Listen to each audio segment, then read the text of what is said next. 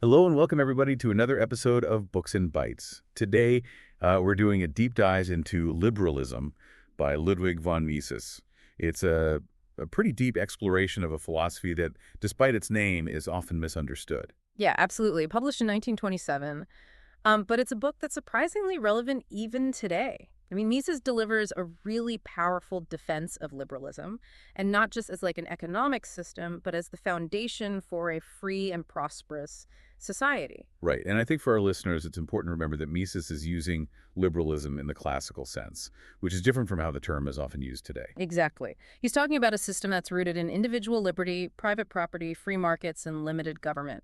So before we jump into the specifics, can you give us a quick overview of the book's main argument?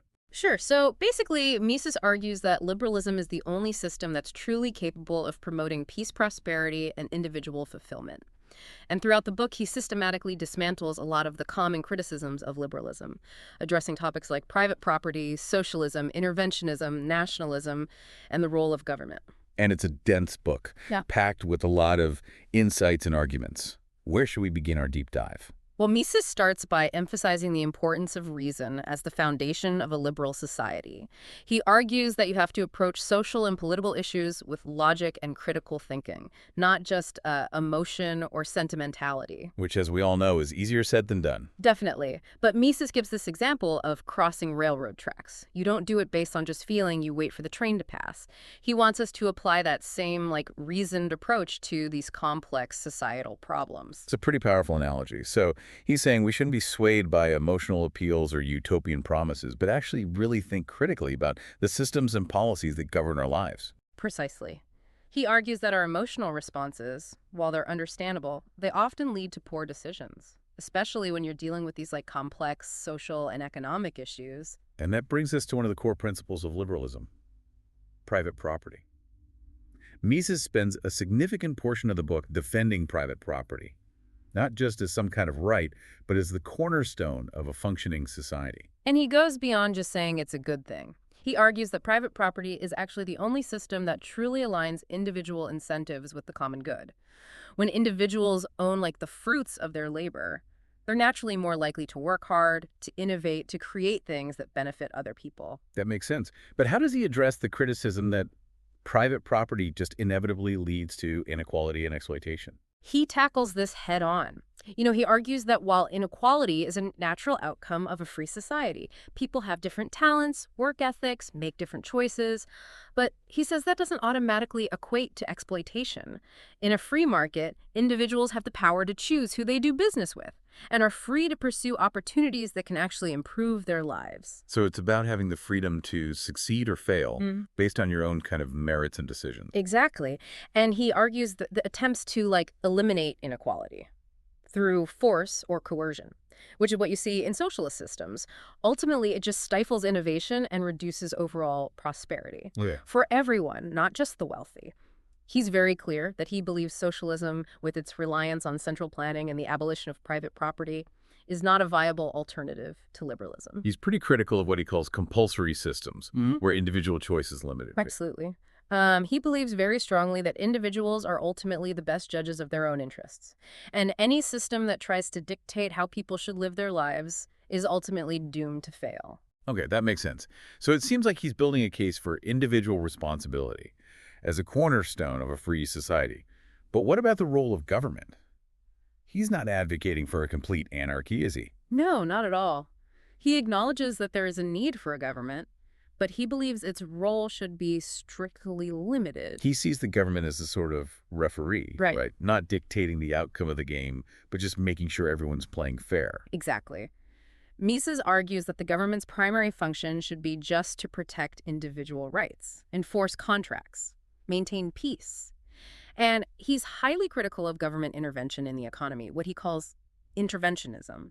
He argues that these interventions, while they're often well-intentioned, they almost always have these unintended consequences that actually make things worse, not better. And he gives specific examples of this, right? Like price controls, minimum wage laws, things like that. Exactly. He argues that these interventions distort market signals, which leads to shortages, unemployment, and ultimately they end up harming the very people they're supposed to be helping. Okay, so if government intervention is generally a bad idea, what about things like social safety nets? Does he believe there's no role for government at all in providing assistance to those in need? That's a great question, and it's a nuanced issue. Mises believes that voluntary charity and mutual aid societies are more effective and more ethical ways to address poverty than government programs. He argues that these private initiatives are more likely to be tailored to the specific needs of a community and less susceptible to bureaucracy and corruption. But he doesn't completely rule out any government involvement in social welfare. Right. He acknowledges that there may be some extreme cases where temporary government assistance is necessary, but he stresses that this should always be a last resort, not a long-term solution.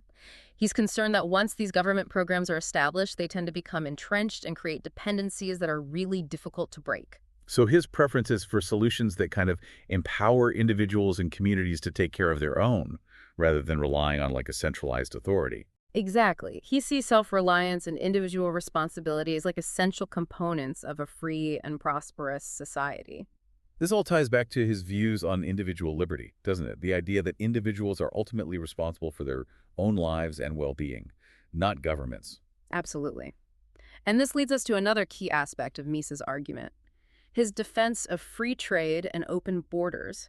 He sees these as natural extensions of individual liberty and essential for promoting peace and prosperity on a global scale. He's not afraid of making bold claims, is he? Free trade and open borders are often really controversial topics, even today. He certainly doesn't shy away from challenging conventional wisdom. He argues that protectionist policies like tariffs and trade barriers ultimately harm consumers by driving up prices and limiting choices. He sees them as a form of economic warfare that benefits a select few producers at the expense of everybody else. And he makes a similar argument against immigration restriction, Right. seeing them as essentially the same thing as protectionism, just applied to people instead of goods. Right. He argues that restricting the free movement of people across borders is just as harmful as restricting the free movement of goods. He believes that everyone benefits when individuals are free to pursue opportunities wherever they find them, regardless of where they were born. So he sees free trade and open borders as two sides of the same coin, both essential for maximizing individual freedom and promoting global prosperity. Exactly. He believes that these policies, rather than leading to chaos and conflict, would actually create a more harmonious and prosperous world. Now, shifting gears a bit, I was particularly struck by his discussion of nationalism. It's a topic that's so often associated with conflict and division, but he presents a more nuanced perspective. He does. He acknowledges that there are potential dangers with nationalism, especially when it's based on things like ethnic or linguistic superiority. But he also makes a strong case for what he calls the right of self-determination. So it's not about like blind allegiance to a nation. It's about individuals freely choosing to associate with others who share their values and goals. Precisely. He argues that individuals should have the right to choose which political community they want to be a part of, free from coercion or outside interference. But he also acknowledges the practical complexities of this right, Mm-hmm. particularly in areas where you have different cultural or linguistic groups living in close proximity. He uses the example of a corridor, I believe. Yes, the problem of the corridor. It refers to this challenge of ensuring that landlocked countries have access to the sea. But Mises argues that this problem is largely a result of interventionist policies, like tariffs and trade barriers, that create these artificial dependencies and conflicts. He says in a world of free trade and open borders, the control of geographic corridors would be a lot less contentious. So it's not so much about drawing lines on a map, but about creating a system where those lines matter less, because individuals have the freedom to move, to trade, to associate with whomever they choose. Exactly, and this ties back to his belief in the power of individual choice and voluntary cooperation. He believed that a system based on these principles would ultimately lead to a more peaceful and prosperous world, even in the face of cultural and linguistic diversity. It's a compelling vision. But he doesn't shy away from addressing the challenges and criticisms of liberalism, does he? No, he doesn't. He dedicates a significant portion of the book to dissecting and refuting the arguments of liberalism's critics. He takes on everyone from socialists and communists to nationalists and those who believe in a more interventionist role for government. What are some of the most common criticisms he addresses? Well, one frequent critique is that liberalism is just a fancy way of justifying greed and self-interest. It's all about just looking out for number one. Right. He counters this by arguing that while self-interest is obviously a natural human motivation, Liberalism doesn't glorify selfishness. Instead, it sort of channels self-interest in a way that actually benefits society as a whole. He argues that when individuals are free to pursue their own goals, it creates a dynamic and innovative society where everyone has the opportunity to improve their lives. So it's not about denying self-interest. It's about creating a system where individuals pursuing their own goals actually end up benefiting others. Precisely. He uses this example of like a baker or a candlestick maker. They're not working out of pure altruism. They're working to earn a living and improve their own lives. But by doing so, they also provide goods and services that benefit other people. It's that classic invisible hand argument. The idea that individuals acting in their own self-interest can, like under the right conditions, create a more prosperous society for everyone. Exactly. And Mises argues that liberalism, with its emphasis on individual liberty, private property, and free markets, creates those conditions. It allows that invisible hand to work its magic. Okay, so what about the criticism that liberalism only benefits the wealthy and powerful? That it creates a system where the rich get richer and the poor get poorer? Yeah, that's another common critique, and he addresses it head on. He argues that while some degree of inequality is inevitable in any free society, people have different talents, work ethics, and make different choices, liberalism isn't designed to benefit just a select few. He points out that in a truly free market, capital is constantly shifting hands. It's not static. So it's not like this pie where if one person gets a bigger slice, everyone else gets a smaller one. Exactly. He argues that a free market actually creates more opportunities for everyone, not just the wealthy. He points out that a lot of the wealthiest people in a free market are often those who started with very little, and they've achieved success through hard work, innovation, and by providing goods and services that people actually value. So it's about creating a system where anyone, no matter what their background is, has the opportunity to succeed based on their own merits and their own efforts. Precisely. And he argues that this dynamism, this constant churn of creative destruction, that's what drives progress and innovation in a liberal society. He believes that attempts to equalize outcomes through government intervention or wealth redistribution, it ultimately backfires. It stifles innovation and hinders economic growth for everyone. So he sees equality of opportunity, not equality of outcome, as the key to a just and prosperous society. Absolutely. And he argues that a free market, with its emphasis on competition and individual initiative, is the best way to ensure that equality of opportunity. Okay, so we've talked about his defense of private property, his critique of government intervention, his views on free trade and open borders, and even his nuanced perspective on nationalism. What else does he cover in his critique of liberalism's opponents? Well, he also addresses this argument that liberalism is too idealistic, that it kind of ignores the realities of human nature and how complex the real world really is. He gets into the weeds a bit, doesn't he? He does. He's not afraid to get into the nitty-gritty details of how a liberal society would actually function in practice. For example, he spends a decent amount of time discussing the role of education in a free society. Which is interesting because he has some, I'd say, rather controversial views on compulsory education, doesn't he? He does. He's quite critical of compulsory education, especially in areas with multiple languages or cultures. He sees it as a tool that can be used to suppress minority languages and cultures and create resentment and division. So he's not necessarily against education itself, but he's against using the power of the state to force a particular type of education on everyone. Exactly. He believes that parents should be free to choose what type of education is best for their children, whether it's public, private, religious, or even homeschooling. He sees that freedom of choice in education as a key component of individual liberty and a prerequisite for a truly free and diverse society. It's a reminder that his focus is always on individual freedom and the limitations of state power, even when it comes to something like education, which, on the surface, seems relatively benign. Precisely. And this kind of brings us to another important aspect of his critique of liberalism's opponents. His skepticism towards any system that concentrates power in the hands of a select few, whether it's a powerful, centralized government or some kind of elite. And this is where his critique of special interest groups comes in. Exactly. He's highly critical of what he calls the parties of special interests. Basically, it's those groups that try to use the power of the state to gain advantages for themselves at the expense of everyone else. And he's not just talking about, big corporations or wealthy elites. He calls out a whole range of groups, from labor unions to farmers to professional associations. He does. He argues that any group that tries to use the government to kind of rig the system in their favor is ultimately undermining the principles of a free and prosperous society. It's interesting how this part of his argument feels so relevant today, when we see so much political gridlock, so many different groups vying for influence and power. It's incredibly relevant. He describes this system where political parties, instead of representing broad principles and competing based on ideas, they kind of devolve into vehicles for these special interests, each one just seeking favors and privileges for their own narrow constituencies. And he sees this as a major threat to liberalism. Right, absolutely. He argues that when these special interests gain too much power, they end up undermining the common good, and they create a system where a select few benefit at the expense of everyone else.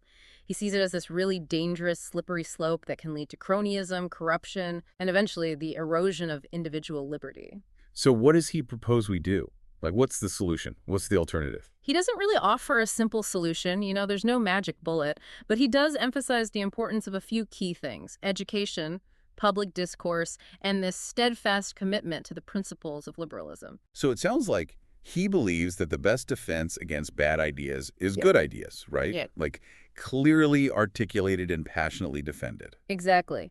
He really believed that it's essential to constantly explain and defend the principles of liberalism: individual liberty, private property, free markets, limited government.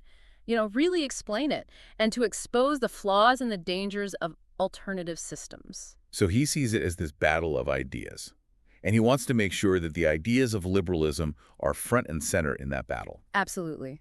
He believes that, ultimately, the fate of liberalism really rests on the ability of its proponents to win that battle of ideas and persuade their fellow citizens that a free and prosperous society depends on upholding these core principles of individual liberty and limited government. It's called to action, isn't it? It's not enough to just believe in these principles. You have to be willing to articulate them, defend them, and fight for them. Precisely.